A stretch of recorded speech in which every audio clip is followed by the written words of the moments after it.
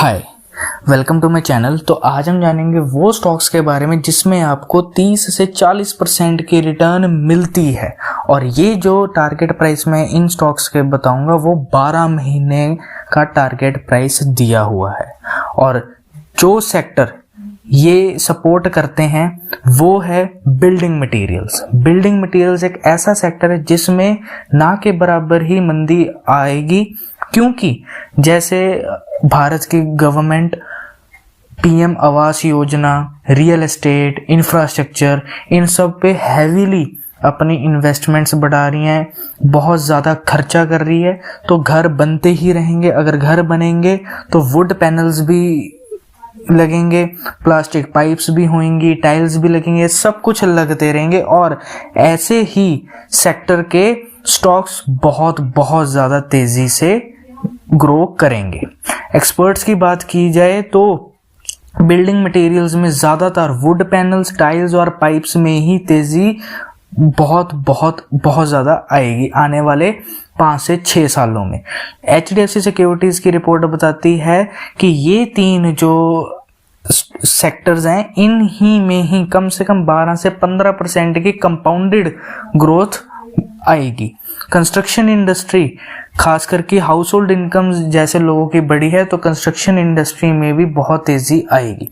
तो सबसे पहले देखा जाए तो वुड पैनल्स में जो नंबर 1 स्टॉक जो आता है जिसमें आपको 30% से भी ज्यादा की रिटर्न मिलती है वो है सेंचुरी प्लाईबोर्ड्स इंडिया, जो अभी 500 के लेवल पे ट्रेड कर रहा है, जिसका टारगेट प्राइस है 680 रुपए, जिसमें आपको 31.3% की रिटर्न मिलती है।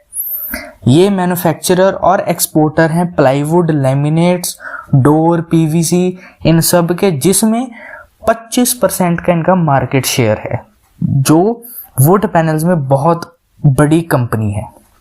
खास करके ऑर्गेनाइज्ड प्लाईवुड मार्केट में इनका बहुत बड़ा मार्केट शेयर है।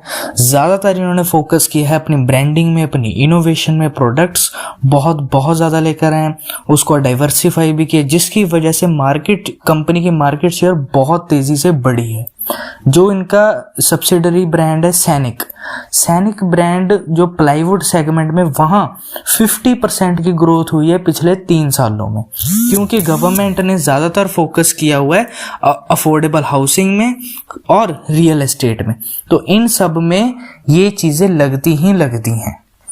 फिलिप कैपिटल रिपोर्ट बताती है कि इंक्रीज जो हुई है real estate registration, real estate metro cities में जो कि बहुत ज़्यादा हुई है आफ्टर कोविड, वहाँ सेंचुरी प्लाईवुड जैसी कंपनी को रेवेन्यू और अर्निंग में 13 to 18% की ग्रोथ मिलेगी आने वाले 5 से 6 सालों में। उसके बाद आता है स्टाइलम इंडस्ट्रीज, जो अभी 1100 के लेवल पे चल रहा है, जिसका टारगेट प्राइस है 1480 रुपये, और जिसमें आपको 32.7% की रिटर्न मिलती है, 32.7% की। मतलब ये स्टॉक अकेले ही 12 महीने में आपको 32% की रिटर्न दे सकता है। ये कंपनी मैन्युफैक्चर करती है, इंटीरियर और एक्सटीरियर डिजाइनिंग करती है, प्रोडक्ट्स और लैमिनेट्स की, जिसमें एक्रेलिक, सॉलिड सरफेस और बाकी सारे भी इनके प्रोडक्ट्स में काफ़ी अच्छी ग्रोथ देखी गई है। थर्ड क्वार्टर में देखा जाए तो रेवेन्यू 32% की ईयर ऑन ईयर ग्रोथ हुई है और एबिटा मार्जिन में 20% की ग्रोथ हुई है। ज़्यादातर कंपनी ने डिस्ट्रीब्यूशन चैनल, कैपेसिटी एक्सपेंशन और एक्सपोर्ट अपॉर्चुनिटीज़ में बहुत अच्छा फ़ायदा उठाया है, और जिसकी वजह से हेल्दी कैश फ्लो इनका बहुत अच्छा बना है। अगर वैसे देखा जाए तो 2025-26 तक कंपनी का टारगेट है कि प्रॉफिट आफ्टर टैक्स और रेवेन्यू 30 से 40% तक की ग्रोथ की जाए। और ये जो मैंने स्टॉक्स बताए हैं ये है वुड पैनल्स के, सेंचुरी प्लाईवुड्स और स्टाइलम। फिर आता है प्लास्टिक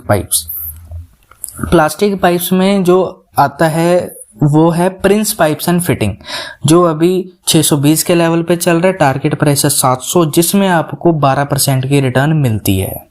ये पीवीसी पाइप मैन्युफैक्चरर और मल्टी पॉलीमर प्रोसेसर है कंपनी। ये ज़्यादातर मैन्युफैक्चर और प्रोसेस करती है पाइप्स को, और इनका मेन जो टारगेट है वो है कि डिस्ट्रीब्यूशन नेटवर्क बहुत ज़्यादा बढ़ाएं, प्लस पाइप्स के साथ साथ अब वो बाथवेयर सेगमेंट में भी आ चुके हैं। हालांकि अभी थोड़ी परफॉर्मेंस वीक रही है सेकंड क्वार्टर से लेकर अब तक, क्योंकि हाई कॉस्ट मार्जिन बहुत बढ़ गया है, इन्वेंट्री भी ज़्यादा नहीं हो पाई, लेकिन फिर भी इन्होंने इंटरनेशनल कंपनी लुब्रिजोल के साथ टाई अप किया है और वहाँ इनका मार्केट शेयर बढ़ सकता है। सिस्टेमेट्रिक्स की रिपोर्ट बताती है कि कंपनी का रेवेन्यू और प्रॉफिट आफ्टर टैक्स 5 से 10% तक बढ़ेगा अगले 3 सालों में।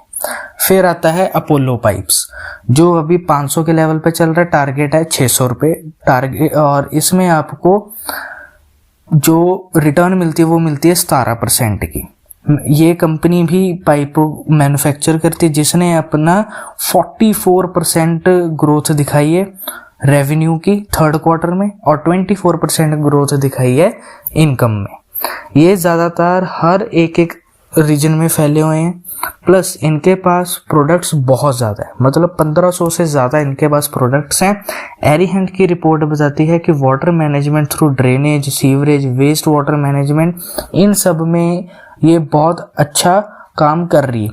प्लस जो गवर्नमेंट इनिशिएटिव्स हैं, हाउसिंग फॉर ऑल, हर घर जल योजना, जल जीवन मिशन, इन सब में बहुत अच्छा पार्टिसिपेट करे, जिसकी वजह से इनकी फाइनेंशियली ग्रोथ बहुत स्ट्रांग हुई है। 2026 से 2027 का टारगेट है कि इनका रेवेन्यू और प्रॉफिट 25 से 35% की ग्रोथ हो। और लास्ट में आता है टाइल्स सेगमेंट।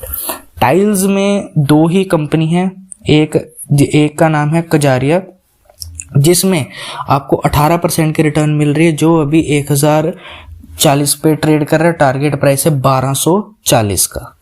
ये टाइल्स मैन्युफैक्चर करती है, जिसने अपना third quarter year on year देखा जाए तो 2% की ग्रोथ हुई है, लेकिन प्रॉफिट में 30% की गिरावट आई है। क्योंकि अक्टूबर 2022 के बाद इनकी डिमांड काफ़ी कम हुई है, लेकिन अब इनका मानना है कि फरवरी से लेकर अप्रैल तक इनकी डिमांड फिर से बढ़ जाए, जिसकी वजह से इनका क्वार्टर 4 भी बहुत स्ट्रॉन्ग आ सकता है। प्लस एक्सपोर्ट भी बहुत तेज़ी से बढ़ा रहे हैं, डोमेस्टिक कंस्ट्रक्शन भी बढ़ रही है, प्रोडक्ट भी बहुत अच्छा बढ़ा रहे हैं और मार्केट शेयर भी काफ़ी अच्छा ग्रो कर रहे हैं। फिर आता है लास्ट में आता है सोमानी, जो अभी 540 पे चल रहा है, टारगेट प्राइस है 750 का, जिसमें आपको सबसे ज़्यादा रिटर्न मिलती है वो मिलती है 38% की। 38% की रिटर्न मिलती है सोमानी सिरेमिक्स से।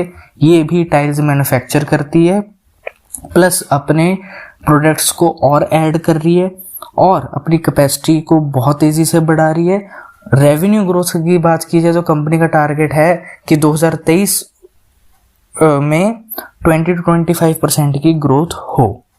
प्लस इन्होंने, क्योंकि सोमानी का बहुत बड़ा ब्रांड है, तो ये ब्रांड रिकॉल और ब्रांड से ही अपना आगे और भी सब्सिडरीज बना रही है, डिस्ट्रीब्यूशन नेटवर्क भी स्ट्रॉन्ग कर रही है, एक्सपोर्ट अपॉर्चुनिटीज़ भी बढ़ा रही है, जो फाइनेंशियली इनको बहुत स्ट्रॉन्ग बना सकता है। HDFC सिक्योरिटीज़ की रिपोर्ट बताती है कि सोमानी कम से कम देखा जाए तो 2025 से 26 तक 10 से 15% की ग्रोथ होगी रेवेन्यू और EBITDA में। तो ये थे सारे स्टॉक्स बिल्डिंग मटेरियल्स के, वुड पैनल से लेके प्लास्टिक पाइप्स और टाइल्स तक। और ये 3 ऐसे सेगमेंट है जहां मंदी बहुत ही कम आ सकती है। प्लस गवर्नमेंट भी बहुत अच्छा इनिशिएटिव लेकर आ रही है रियल एस्टेट को बढ़ाने में, बिल्डिंग मटेरियल्स को बढ़ाने में, इंफ्रास्ट्रक्चर को बढ़ाने में, तो इन स्टॉक्स में बहुत तेज़ी आ सकती है। तो ये थे सारे स्टॉक्स। उम्मीद है कि आपको वीडियो पसंद आए। लाइक, शेयर, सब्सक्राइब ज़रूर करें। Thank you.